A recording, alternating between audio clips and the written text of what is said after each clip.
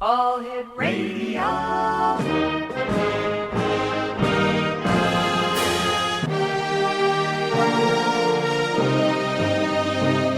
Welcome to the X Zone, a place where fact is fiction and fiction is reality. Now, here's your host, Rob McConnell.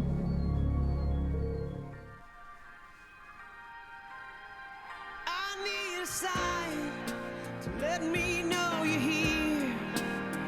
All of these lines are being crossed over the atmosphere. I need to know that things are gonna look up, 'cause I feel us drowning in a sea spilled from a cup. And welcome to hour 2 of tonight's show, Exo Nation. I'm Rob McConnell. We're coming to you from our broadcast center and studios in St. Catharines, Ontario, Canada, on your hometown radio, Classic 1220, and streamed around the world on classic1220.ca. My guest this hour is Catherine Lanigan. Her website is catherinelanigan.com.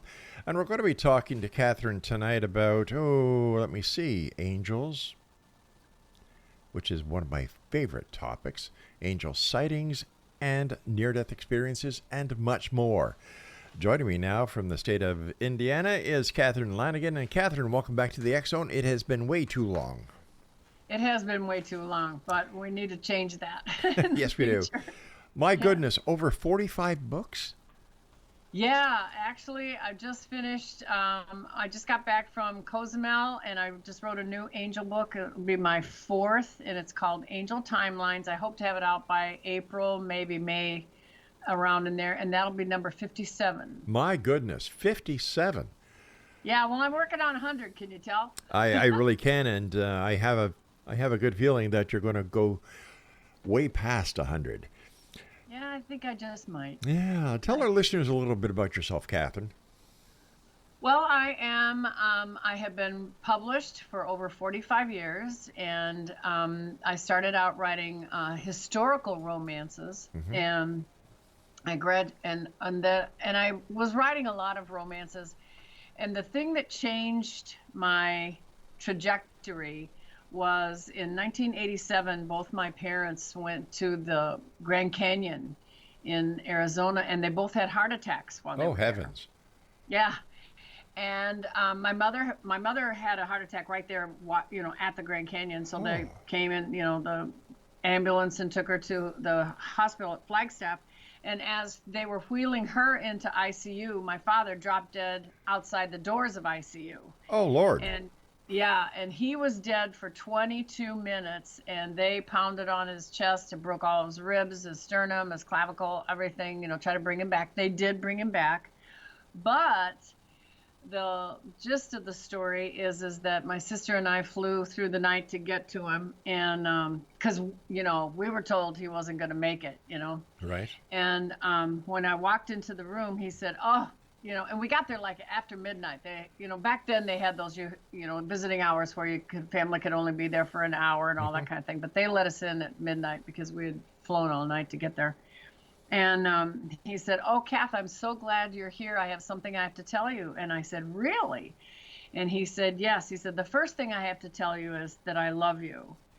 And I was about 43 years old, and he had never said that without me prompting him. As always, "I love you, Daddy," and he'd say, "Oh yeah, me too," that kind of thing.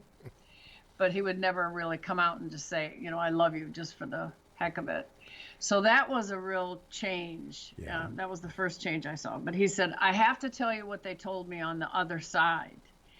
And now I had heard the term "the other side" by that time. But we were all brought up very Catholic. He was very Catholic. And Catholics refer to heaven as heaven. It's heaven. It's not the other side. And he said, "Well, he said, I was speaking with the being of light." And I said, "You mean an angel?" And he said, No. Angels are the other guys. This was a being of light, very specific. It was a being of light. And the being of light told me that they were sending me back because I had not learned the only lesson that a human being is sent to earth for, and that is the lesson of love. And he had not learned that lesson.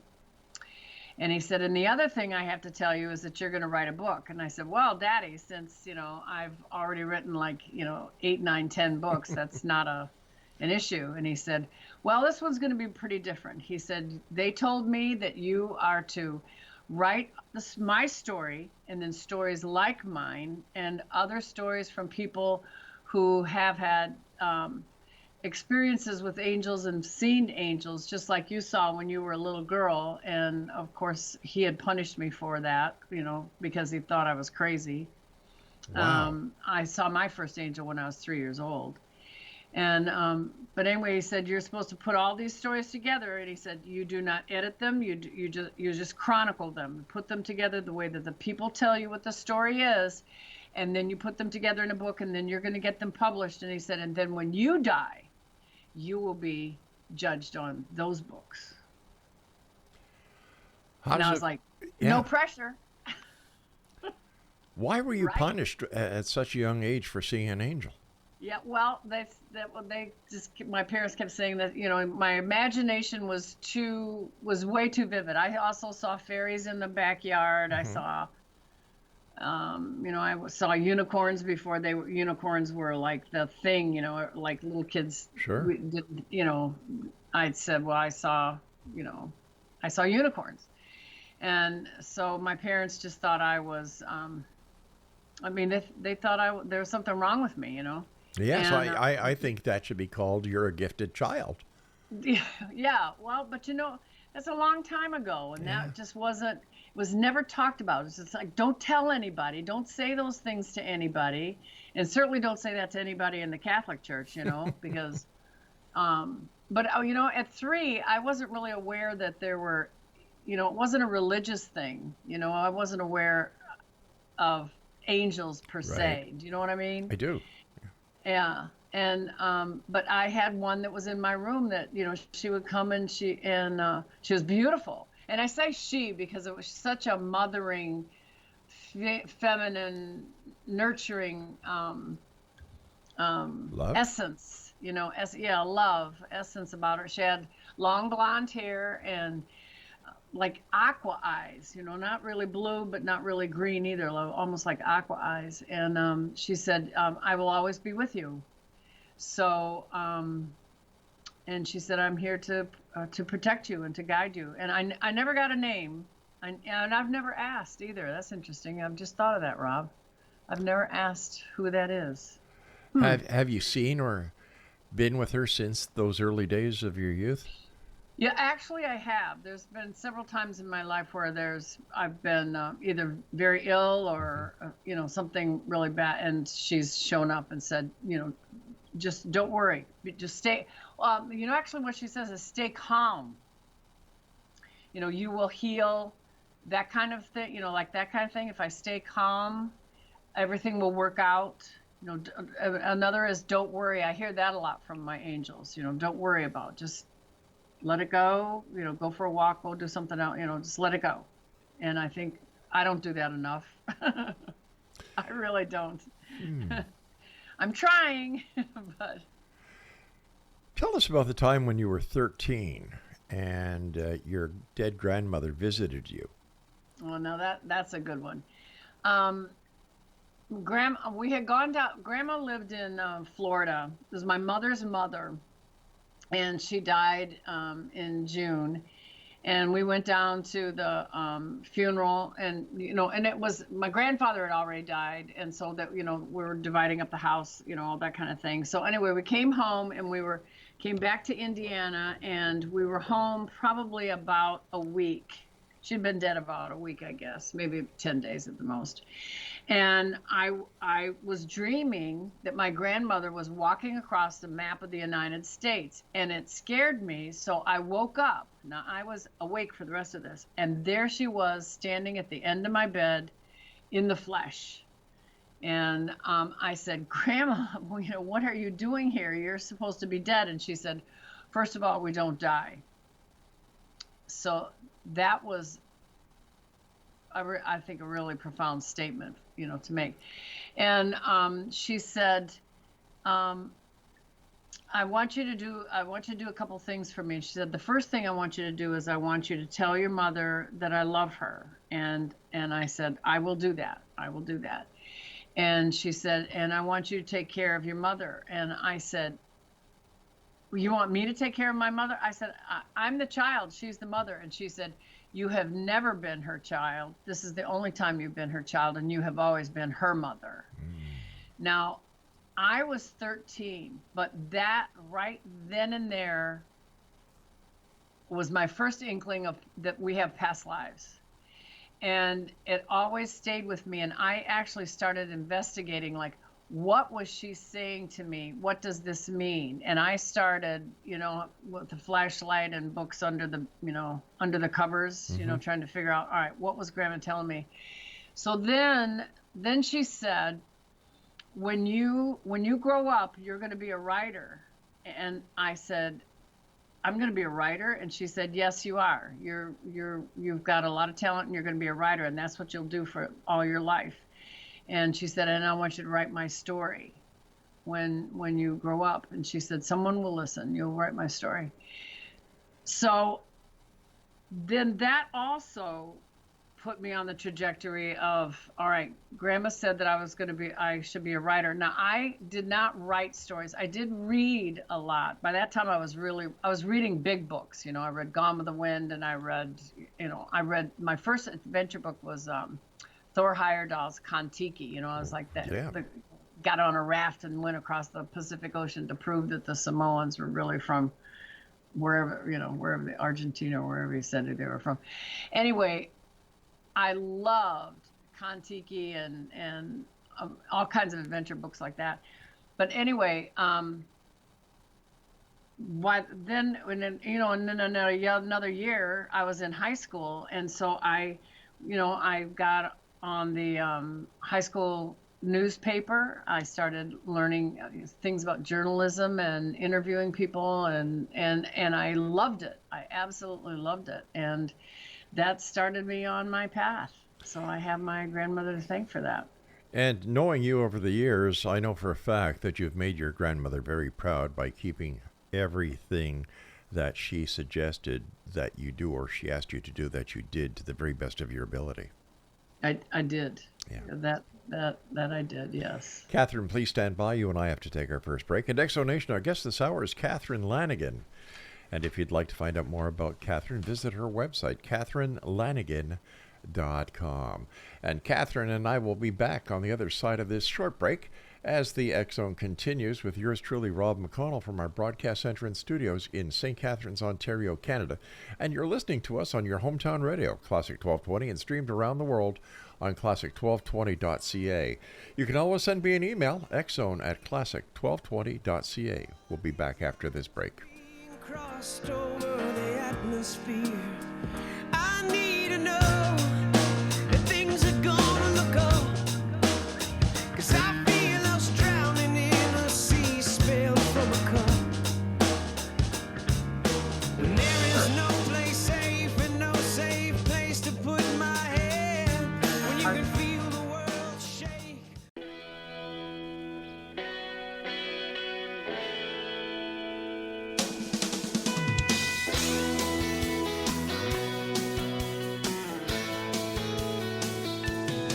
Between the perfect world and the bottom line, keeping love alive in these troubled times. Well, it's a miracle in itself. And welcome back. Catherine LANIGAN is our special guest this hour. CatherineLanigan.com is the website. And Catherine, the war between good and evil seems to be raging right now. How do you explain this? Because, you're in touch with the angels. You're in touch with forces that only a few people can fathom that actually exist. What's going on, Catherine? Well, first of all, you're absolutely right. I'm going to tell you a story that happened right before the pandemic. I was This was the summer of 2019, and I was visited by you know the story in the Bible where it says Jesus and his 10,000, angels. Yep. Yes. Has legion upon legion upon, I can call upon my Father. I think it's in Matthew. I can call upon my Father and he'll bring forth legion upon legion of angels, if I ask. Mm-hmm. Well, anyway, I was asleep and I heard this knock on my door in my bedroom, not the front door, but the bedroom. And Jesus was standing there, and he said, "I want you to get up." And I said, "Yes, I will." And I followed him. He said, "I want you to open the front door." Now, and I opened the door, and as I've said, both of those are an act of submission. I followed his lead. I didn't question it. I just did it. Mm-hmm. And went out, and in my front yard was Michael the Archangel, and another angel, and then Michael just pointed across from my house is a golf course, and straight across from the very front of my house, I have two Adirondack chairs out in front so you can watch the golfers go by. But there is a fairway that goes down 1 mile. Almost a full mile all the way down. And about halfway down this area were 10,000 angels, wing to wing, just in all their glory that you can possibly imagine. But their feet did not touch the ground. And they were singing or humming, "We are here, we are here." Now, they are here. So what I've discerned since, I've gone over it and over it and over it in my mind, is that we humans are the boots on the ground in this war between good and evil. Okay? Mm-hmm. And but they are here to be that force that we need to have to bring the balance out, because there's far too much fear. And humans have allowed themselves to buy into the fear, which is, dealt like cards out of a deck, from everything from corporations to politicians to religions to everything. Whatever is a fear, wherever they can, monger some fear, they're going to fear monger. And the angels, but we have to ask the angels to be there with us, the strength to be our strength, call on them to help fight the evil that's going on. Humanity is at a tipping point right now. We've always had free choice, and we have to make that choice. Are we going to choose positive, or are we going to choose negative? And up to this point, we've been choosing far too much negative. And so each time that we do anything that's positive, we are counterbalancing that negative. So that, even in our daily life, even just the little things that we do, I've just finished a book, and I said in the book, if we would just be kind to each other again. I can remember when I was even in high school and even beyond, people were nice to each other. It's, "Hello, how are you? How are you doing?" You smiled at people. You didn't just everybody's growling all the time, I think. I mean, that's my personal experience. But all those little acts that we can do. And then the other is to literally pray for humanity, pray for our brothers and sisters. And prayer will get us out of this simulation or matrix or whatever it is that we have created that's become this timeline that we're in, where this imbalance of the negative has taken over. And I believe that the more that we balance ourselves, we come to the center point of who we are, which I believe we really get to that point through meditation and breathing. Just to drop into your breath and think about. I'm just gonna, today I was beyond frustrated. It was all computer stuff, right? And I just was like, all right, I just want to be in nature. I want to go for a walk. And my husband and I went for a walk, about 1.5 miles in the middle of the woods, all around, and just breathing that. It was cold, but it was fresh air, and it was wonderful. You know what I mean? Yeah, I do, because we've lost the ability to stop to smell the roses. We've forgotten about the very simple pleasures in life that we all used to have before Yeah. we got involved in this digital world that we're now in, where everything is so fast. You're inundated with news feeds 724, 365. You don't have time for your family. You don't have time for supper. You don't have time for anything. There's drive-through restaurants, drive-through dry cleaners, drive-through pharmacies, drive-through funeral parlors. That's correct. We need to slow down. Yeah, we do. And that is we really believe the more we can stay in nature, just stop and just, walk through our own yard. My husband goes out and feeds the birds twice a day and go for a walk, and we ride around the lake and, just look, even when, even if you're in an apartment and you can't do all those kinds of things, the one thing you can do, my mother used to say this, you can buy a bouquet of flowers at the grocery store, a cheap bouquet for $5, and stare at them. Bring nature home to you. It brings nature home to you. Yeah. No matter where you are, you can do that. You can do that. You can buy a plant and you can water your, Boston fern in the house. And that brings that in so that you just stop and think about those living things. Those plants have emotions and have feelings and emit energy just like we do. We have plant feelings and emotions, and we emit energy. Well, they do too. It's in some municipalities, and St. Catharines is one of them. You actually can grow your own little garden in certain areas of the town. If you live in a condominium, if you live in an apartment, there's no excuse for not getting back to nature. And I love getting my hands into the soil. I love gardening. My wife and I, before we moved to our condo, we always had homes where we could feed the birds, feed the animals, enjoy the outdoors. But after yours truly fell off the roof and kind of screwed my hip up and shattered my femur, wow. Well, we had to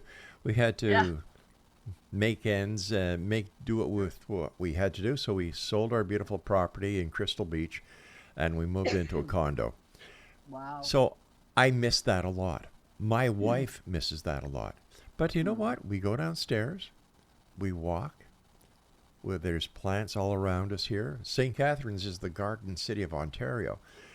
And we're right near the fruit orchards of Niagara. Oh, lovely. The vineyards of Niagara. So, we're blessed, and we take advantage of this every way we can, every time we can. And you are so right that connecting back with nature grounds you. It brings you back to reality. Yeah. Mind you, I've never had a knock on the door and open it and Jesus was standing there, and I've never... What did you think about when you opened your bedroom door? Yeah. And there stood Jesus? Yeah. Well, I have to say he's come to me several times in my life, but usually by that time when that happened, because that's 2019, by the time that happened, I knew something big was going to happen. And I knew this was a warning. They never said anything about a pandemic, but they just said, I knew there was something really dire coming. The first thing I thought of was, is there going to be a war of some kind? That was my first thought. And then I thought, well, maybe there's some kind of an economic disaster, but the pandemic thing just didn't hit. But then when the pandemic started, I thought, well, that was what that was all about. And that's why we've got to call on the angels to, right now to start, because it was so much fear. The whole damn world was, locked down. Yeah. And everybody was in fear. And if they didn't have any fear, they made something up. That was the bad part about it. All the fake news that was out there, all the misinformation that was out there. Unbelievable. It truly was. Yeah. Thank the good Lord that there were a lot of lives lost. And my heart goes out to each and every person who lost someone during those horrific times. But on the other side of the coin, we have to give kudos to the different governments, wherever they were, the actions they took in order to protect the rest of society. And, thank good Lord we're here today. And, Yeah. no matter what your political views are, we're all together in this.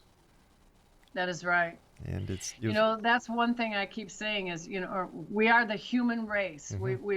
We've done everything we can to separate ourselves from each other, and we've got to realize is we are the human race.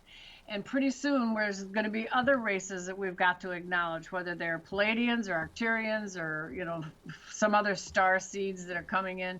We've got to realize we are the human beings. The angels are the angelic race. The light beings are the light being race. And we have always had to share this universe with a whole lot of folks. And pretty soon we're going to start seeing all those folks. You and I have to, I'm sorry, go ahead, dear. I believe. I believe as well. Yeah. And, people talk about UFOs. People talk about ghosts. I've never seen a UFO. I've never seen a ghost. But you know what? I believe in angels because I've seen angels. And you and I have to take our break, Catherine. Yes, we do. So please stand by. Exonation. Catherine Lanigan is our special guest this hour. www.catherinelanigan.com. And Exonation, if you've had an angel experience, if you've seen an angel, I'd love to hear from you. Send us an email, xzone@classic1220.ca. That's xzone, XZONE, at classic1220.ca. And any emails that I have from our listeners, Catherine, I'll share with you as well. Oh, I love that. Thank you, Rob. I appreciate that. Always a great pleasure. And Exonation, Catherine Lanigan and I will be back on the other side of this break as we continue here in St. Catharines on your hometown radio, Classic 1220.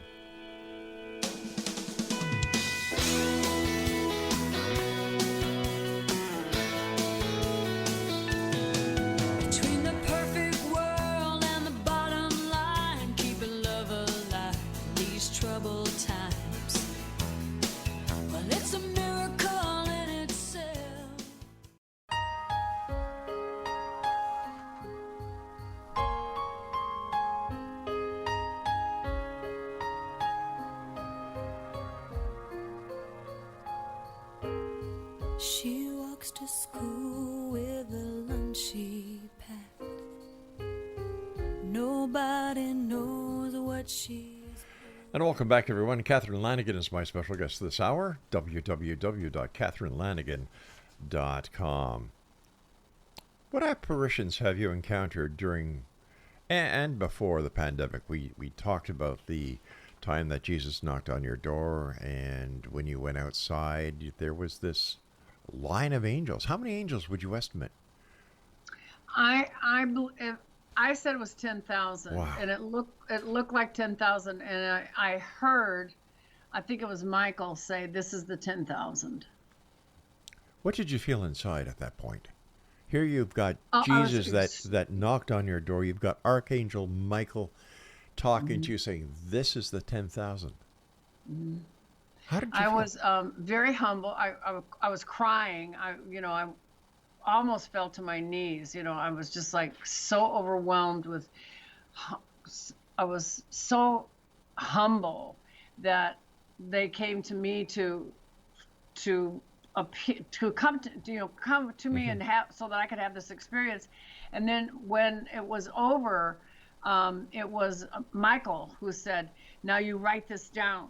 You write this down." And I the next day or very shortly thereafter, as soon as because I was working full time, I did sit down and I put down exactly what I saw. But the big thing was I was trying to figure out what is coming. I could feel this something really dire was going to happen. Where I thought, why do 10,000 angels have to come? Why can't it just, if it's just about me, it would only be one angel? Do you know what I mean? I sure do.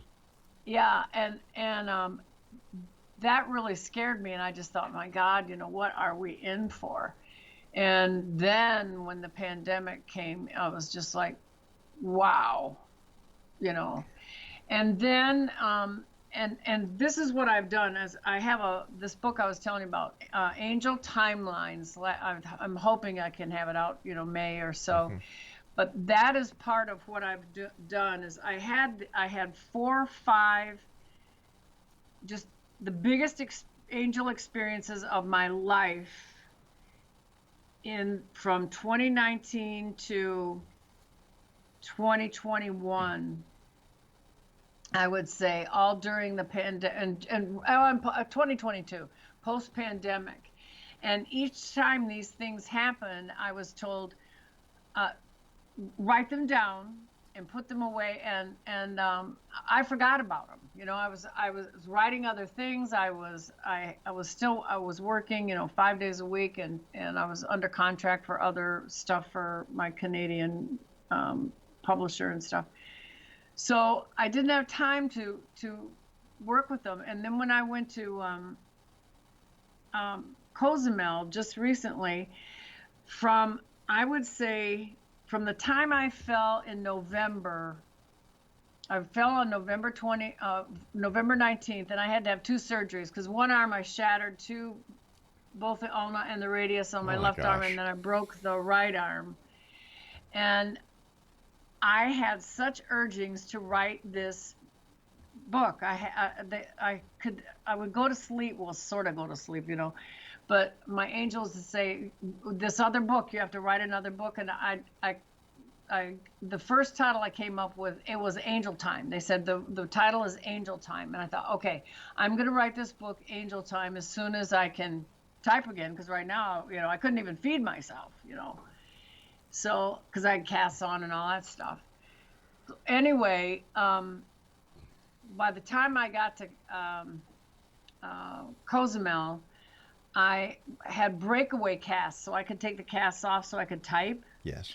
And I went back and found those stories, and then I had so many downloads. I'm not kidding. I was writing 8 hours a day while my husband's out snorkeling and seeing the island stuff, and I'm sitting under this palm tree in this garden writing this book. Yes, but let's be honest here. Yeah. You're on a mission from God. I was. And your husband, and God made sure your husband wasn't around to distract you. That's true. He said he wants him to go to have a good time. It was really true. But this poor man had to take care of me. Seriously, he had to feed me for weeks. It was just terrible. But anyway, one morning I couldn't even finish breakfast. They were like, you ate enough. Get up, go. We have to start writing. Oh my Lord. But this book is, I put all of those stories together to show what this whole time that we are in right now is all about, this fight between good and evil. And I will say this so that your listeners do know, love will win. And we are already winning the war against evil. The fear is fading. Every time we have a revelation and I don't care if it's political, all these revelations are coming out, and the dark is being exposed in a way that it's never been before. And I think part of that's because of the internet and the web. We see stuff that's happening over in Italy and in China and all these, so we know what's happening because somebody videoed it on their iPhone and sent it to their friend in St. Catharines, Ontario, and it's on TV. You know what I mean? I sure do. So we are able to know the truth, and we're getting the truth. And a lot of us they're really waking up and paying attention and going, okay, I'm seeing this now, the stuff that I just saw tonight on Twitter, I'm like, oh my God, I remember when it was just my friends all selling their books, not anymore. Listen, I have to ask you this, and please don't take this question the wrong way. Okay. First of all, I love what you do. I think that you are proof that angels really do exist. Number one. Number two, why you? Why were you chosen for this mission? Do you know, I don't know, but I do know from other people who are in tune with angels, and so that I really was born to do this. I was at the same time was also targeted from before birth, to be stopped. And I have always felt like I had life was always so serious for me. I always have, because I have this passion to get this all done, before I leave, and take care. I'm always taking care of everybody, that kind of thing. But I don't know if if I earned it in a past life. I've never quite figured that out either, because I don't know that I've had all that many lifetimes on this planet. But I've always been in tune with angels. My mother told me that when I was only 6 months old, I was talking in full sentences when I was 6 months old. Wow. And and I was walking when I was 7 months old, and I mean, it was just crazy. I've read my own baby book, and I'm going, who is this child? And of course, my mother had more children think they were all going to be like me. It's just like, that was a disappointment. I was like, okay, they were like, regular kids. But she said when I was 6, 7, 8, 9 months, I had learned how to crawl out of my crib. But I was always talking to someone in my room, in the crib. And she could never figure out why I was talking to all the, and she said there was more than one, they didn't have names. She said, you would point around the room. And she told me this like as I'm an adult, I mean, this wasn't something she told me as a child. And she said, there was something different about you even then, Now, I don't remember that. My first memory is I was 6 months and I fell through the plate glass window. And they always say that once you have your first trauma, you remember everything. Whoa, hold on. 6 months old, you fell through a plate glass window? I know. I had my high chair and I was rocking back and forth, and I, boom, went right through the plate glass window. Oh, my gosh. And my mother said it was amazing. Here's all this glass around me. Here's this little baby still in the high chair, still holding my glass bottle with not a scratch on me. Proof Nothing. of guardian angels. Yeah. I mean, yeah. So, it was, yeah. It seems that there are adults who do not understand that children are so open and they can see angels. They do see what we have long forgotten. And I kind of put this on the blame on this on our system. Children are taught about a world of fantasy where a cow jumps over a moon, a lady lives in a shoe with her children, another person keeps their wife in a pumpkin, and the list goes on and on and on. When you go into school, that world of fantasy is carried through until grade 2, when you know what we told you before, we were lying to you. That's not the way it really is. Exactly. Only now the kids, they put the kids in school when they're 3 and 4, and they don't even get the fairy tales and the rhymes and all that kind of stuff that we had. So they start them right away. These kids are, they're 6 months old. They're already got a phone in their hand. Which, in my opinion, is wrong. Oh, I agree. Totally. In fact, there are provinces now who are not allowing their students to take cell phones to school. Oh, thank God. Yeah. In fact, the United Kingdom was the very first country to do that. And when we were kids, our version of a cell phone to call home was a dime. And you went to something at school, if you needed to call home, you went to the office, and you better have a good reason to call. Yes. And if you were out, you had a dime, and you went to something called a telephone booth. That's right. Which was on, every corner in a city. Right. And And I think we're far better off because of those days. Mm-hmm. Because you're allowed to believe. You're allowed to wonder. You didn't have everything handed to you on a silver platter. Yeah. And, well, the other thing too is schools then, you were taught to think. Yes. And that's what when I went to college, it was all about teaching you how to think, how to figure things out. You had to take philosophy and Catherine, metaphysics I hate to do this, but I've got to take my final break, so please. Oh yeah, stand you by. have to take a break. Yeah. I just Exonation, thought of our Catherine Lanigan is our special guest. Her website is catherinelanigan.com, and we'll both be back as the X Zone wraps up tonight's show. Wow, hour number 2 already. It seems that it was just an hour ago that it was 1 hour to go. We'll be back on the other side of this break, Exonation. I'm Rob McConnell, and you're listening to us on your hometown classic, 1220. We'll be back. Don't go away. She walks to school with a lunch she packed. Nobody knows what she's holding back. Wearing the same dress she wore yesterday.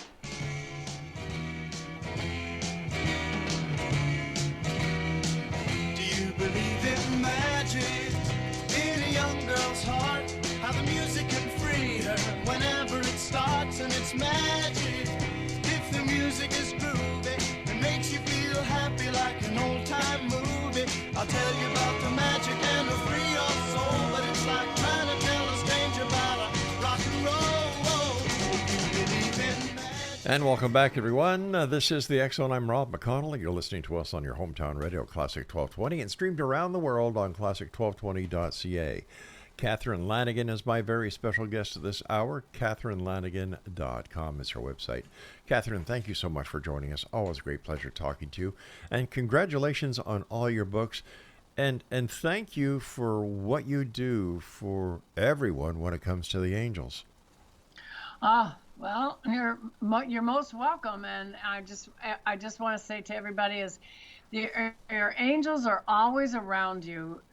All they want you to do is ask them for help, and then just please thank them. Gratitude is one of the highest frequencies next to love that we can emit with our own energies, and just being grateful for, everything. Like we were talking about nature, when you walk through nature and just walk around your own yard, just be grateful for these moments that you get to have grass. Even have snow. We got 39 inches of snow, only 2 weeks ago. Oh my gosh. I know. And everybody was complaining, 30, and I said, I know, but it's really pretty.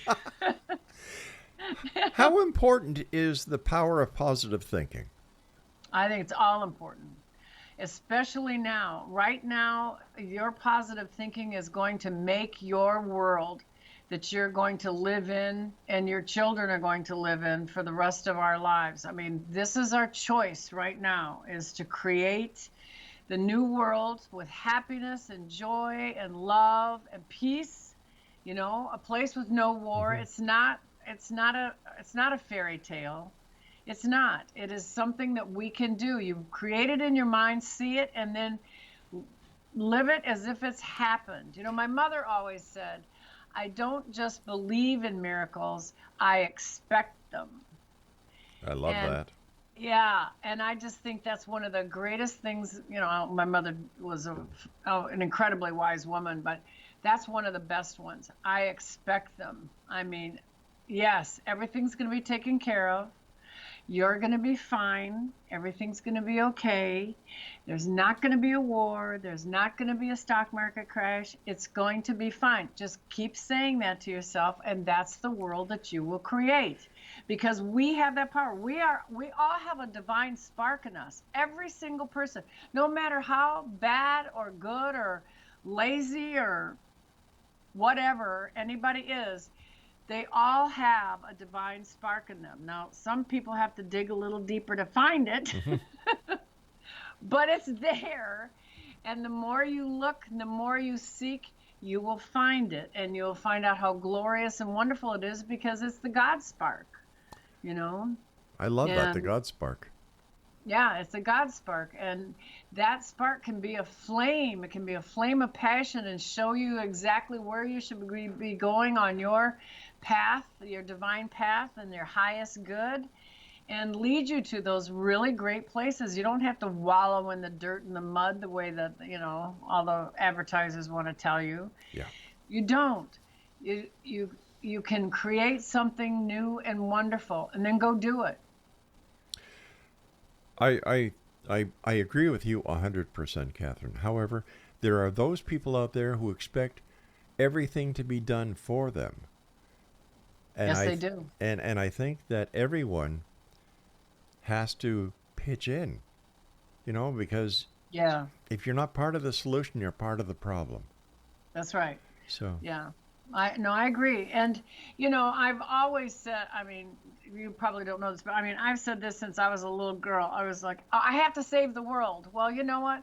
There's parts of the world that just aren't going to be saved. That's Like right. I said, there's some people they got to dig really deep, and maybe it's not this lifetime that they're going to make it, but that's okay. They're going to go, they're the problem. They want that timeline of that world. Have at it. You can have all your problems you want to have, but I'm not going to help you. as my daughter help Amy, yourself. as my daughter Amy says, you just can't fix stupid. Boy, I say that a lot. It's really true. You just can't, and you can't fix everybody. You Nope. can't fix everything. You can't save everything, but you can pray for the whole world. You can send love and light to the whole world and to every animal and flower and person that's here. And you can, and whether they like it or not, they're going to be raised up even a little bit, even a little bit. And maybe that little bit will be enough to help them turn the corner where they say, you know what, I'm not going to be a lazy, person anymore. I'm going to go do something for myself. I'm going to do something for my community. I'm going to go build that garden for all my neighbors to come and enjoy. Wouldn't that be wonderful? I'm going to smile at everybody I see in the grocery store today, and I'm not going to snarl at anybody in traffic. Did you ever notice that everybody at Christmas, during the Christmas holidays, will dig deeper into their pocket to give money to those who are underprivileged, or they'll go to their grocery store and buy extra food and go to the food bank to help out other people, or they'll donate clothes that they don't require anymore, or they just smile. They they sing along. The Salvation Army is out there with their band, and they give everybody. Why can't we do that all year round? Because the problems that we're helping to solve at Christmas time are there the rest of the year. Oh, they are. And, Elvis Presley had a song, If Every Day Could Be Like Christmas. That's one of my favorite songs. If every day could be like Christmas. And it's true. The Christmas is I've always said, I know that there's a dimension someplace where there is a Santa Claus. And I think that dimension is just a hand 3 feet away, because we put our hands on it every Christmas. We just need to bring it into our lives all year round. And there are a lot of people that do, but think about it. We play the same songs at Christmas time, but they're lovely songs about helping each other, and you're constantly hearing them, whether you like it or not, besides the reindeer running over grandma. I mean, you're always hearing about how lovely and peace on earth. You go around, and whether you know it or not, you're humming them. Yeah. So it's in your consciousness, and your consciousness is emitting that energy, and you're emitting those thoughts to the rest of the atmosphere, and that's in our atmosphere. The ringing of the bell of the Salvation Army, just like you say, it's on every street corner. It's constantly, those beautiful chimes are all making the energy, of just loveliness, of higher vibrations and higher frequencies. And we're always like a sound bath. And we're always being reminded, whether it's a Christmas carol, whether it's beautiful Christmas decorations, whether it is the Salvation Army, whether it's the food banks, we're constantly reminded that this is what humanity is all about. Yes, we are. And the rest of the year it's fend for yourself. So Exactly. we should have Christmas every day of the year. Yep, we should. We should have Christmas every day of the year. I've always, for years, I used to have a Christmas tree in my office, up all year round, and then I left the lights on 24/7 all the time. Wow. But then I was born at Christmas time, so I've always loved Christmas. I just think it is just such a lovely thing. It's a lovely holiday, whether you're religious or not. It's just loveliness. It's just beautiful. And there is something to be said about, beauty on earth. The Greeks and the Romans did, Egyptians too, is beautiful, beautiful art, and the human mindset is just drawn to beautiful art, and it moves our soul in a way that song and art and nature move us to a higher vibration without us even knowing it, and that's why the beauty is very important to create.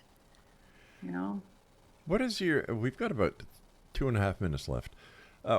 What is your opinion on the importance of meditation? Meditation is all important. I mean, besides being positive, meditation is, prayer is one thing, but meditation is an active force that, you visualize, because you go into meditation and you visualize, you're literally going to visualize a better world, a peaceful world. No war, I always visualize no want, there's no child hungry, there's no person hungry, there's no disease, everyone's healthy, everyone's happy. And those vibrations of meditation alter the timelines of the earth. And they really do. My husband and I do guided meditations on new moons and full moons. And what's really powerful, we have a very, very powerful, active, and talented, I don't know if they're talented is really the word, but dedicated group. And we really get some work done. I mean, we really change some lives and change things with our thoughts, because our thoughts are things, and our thoughts was something that human beings have lost the ability to understand, that our thoughts create the future. And our thoughts are very powerful as well. They are. And our love, we send love to every corner of the earth, especially to, one of the things I do is, like, in all the war-torn areas, I turn all their guns into flowers. Well, now you're bringing me back to my youth with the hippies. Where have all the flowers gone? Isn't it great? We had the right idea, but nobody would listen to us. Exactly. Make love, not war. All you need is love. They Yeah. just thought we were crazy. Yeah. Catherine, the time has come when I must say so long to you for tonight. I want to thank you so much for taking time out of your schedule to join us. And I wish you continued success in everything you do. And thanks for trying to make this beautiful planet even more beautiful than it already is. Well, thank you very much, and thanks for having me. And I'm so glad to do this. This is so much fun. Well, thank you. And the object of this show for the last 34 years has been make the difference in only one listener's life. Positive. Right. Touch a heart. Make a difference. And I'm sure we did that tonight with you as our guest here on the show. So thanks you, Catherine. Oh, you're most welcome. Exonation. Lots of love. Lots of love to you and your husband. Exonation, and don't fall anymore, okay? Yeah, right. I'm going to try not to. Catherine Lanigan has been our guest, Exonation. CatherineLanigan.com. Well, that's it for tonight. I will be back tomorrow night at 10 o'clock as once again we cross the time-space continuum to this place that I call the X Zone. And the X Zone is a place where people dare to believe and dare to be heard. It's a place where fact is fiction and fiction is reality. And until tomorrow night, please take care of each other and always keep your eyes to the sky and your heart in the light. Good night, everyone.